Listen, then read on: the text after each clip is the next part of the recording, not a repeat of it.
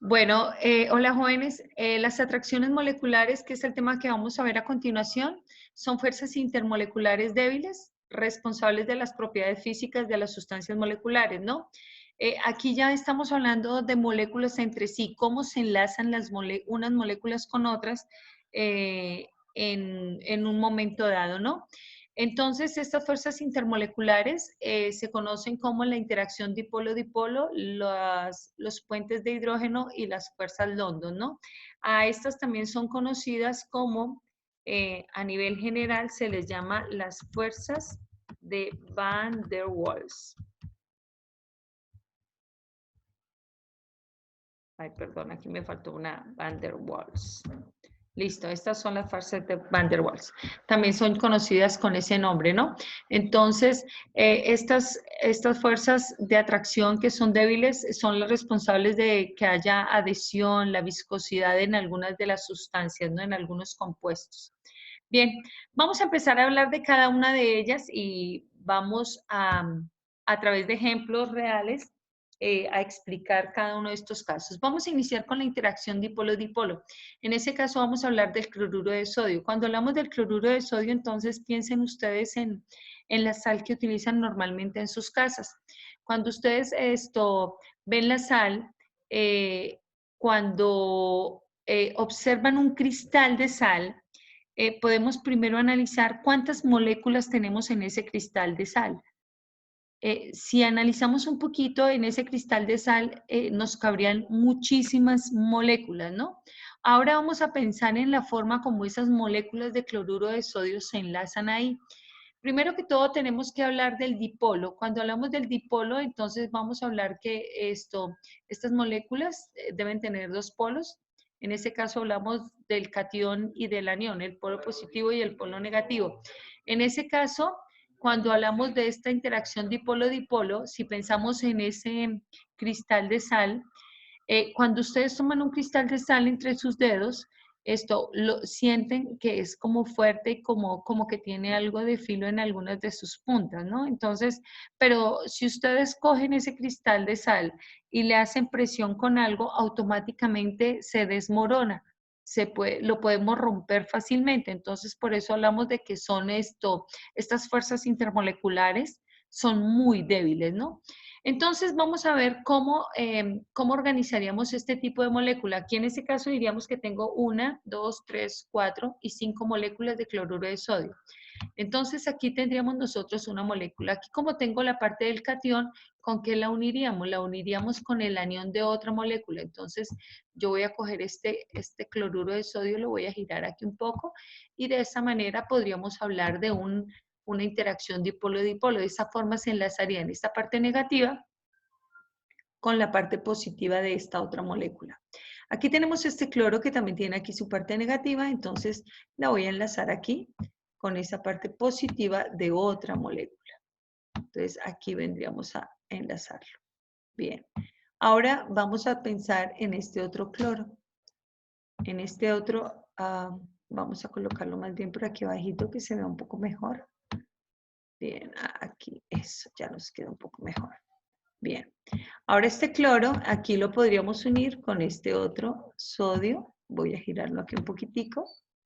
Bien, para poder formar esa otra unión.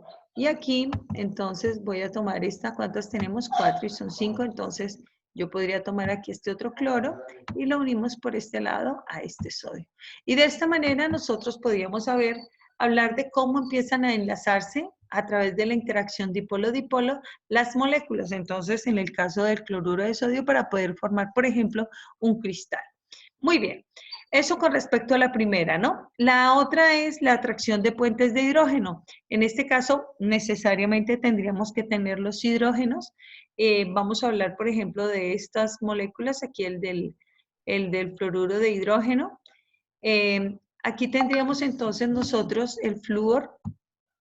Tenemos 1, 2, 3 y 4 moléculas. Un flúor, 2 flúor, 3 flúor. Y aquí voy a colocar nuestro cuarto flúor. Muy bien. Para unir a estos flúor, entonces lo vamos a hacer a través de esto estos enlaces y a esto los vamos a llamar puentes de hidrógeno, pues es el hidrógeno el que me ayuda a unir a estas moléculas.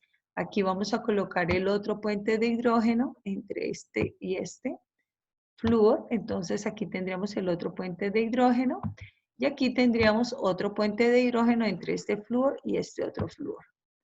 Vamos a ver acá, colocamos de esta manera.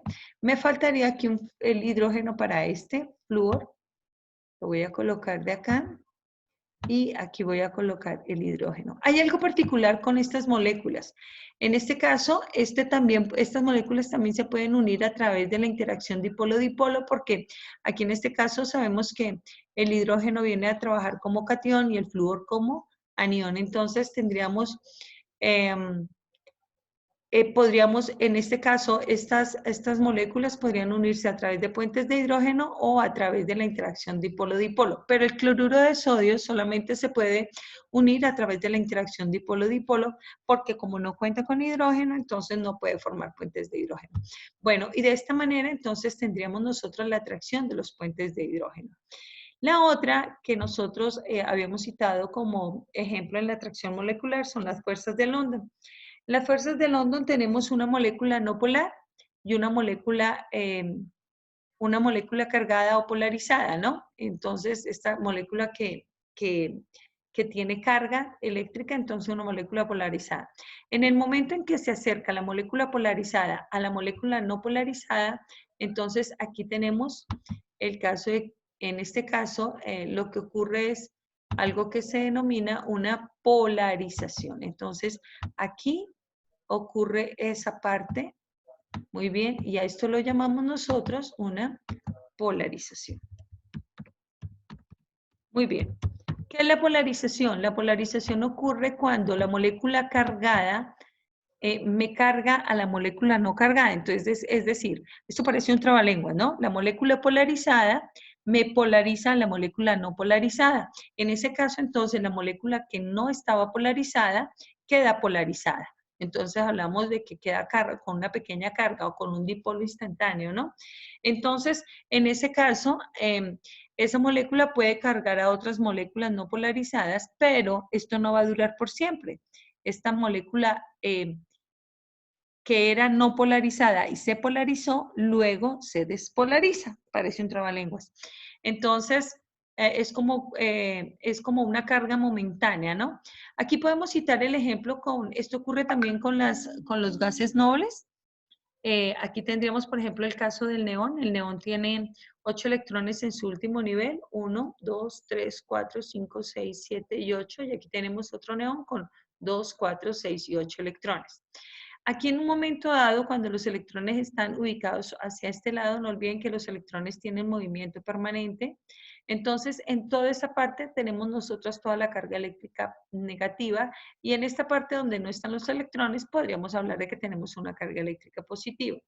Aquí igual ocurre con este neón, 2, 4, 6 y 8 electrones que están distribuidos en este lado y aquí tendríamos una carga negativa y aquí en este lado sería prácticamente como una zona de carga positiva. Entonces, ¿qué ocurre? Cuando ellos tienden a estar un poco cerca, entonces va a haber una fuerza de atracción entre ellos y a esto es lo que nosotros denominamos las fuerzas London. Es momentánea, como esta carga negativa se atrae hacia la parte positiva de esto y es algo momentáneo, muy rápido y muy débil en realidad, ¿no? Entonces fácilmente se pueden unir y fácilmente se pueden separar, ¿no? Entonces es esa la parte de las fuerzas London como atracciones moleculares también. Bien.